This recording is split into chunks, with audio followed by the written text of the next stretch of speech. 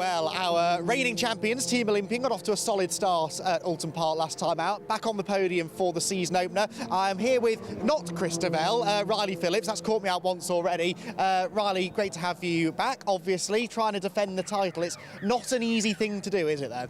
No, absolutely not. Competition is super stiff this year, and hopefully we can get another good result for Croft. Obviously, there's 2 races here, so we've got 2 chances at a decent result. Yeah, fingers crossed we do well in the sprint.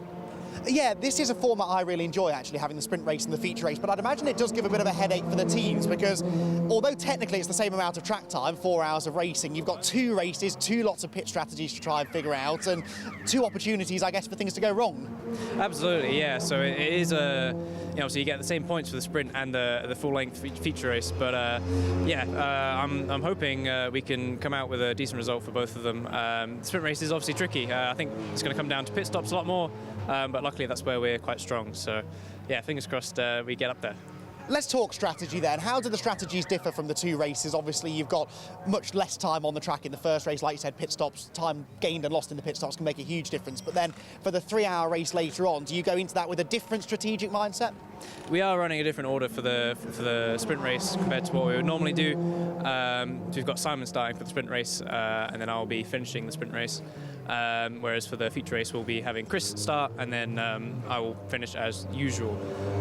There is different strategy options. Obviously, all the pit stops are much closer together.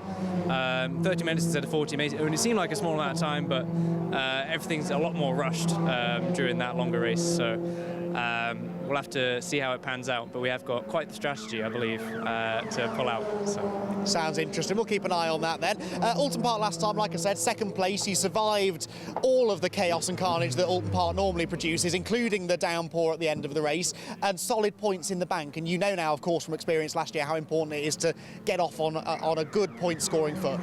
Yeah, no, absolutely. Going into the weekend, obviously we don't know about any of the other teams or what they could be doing.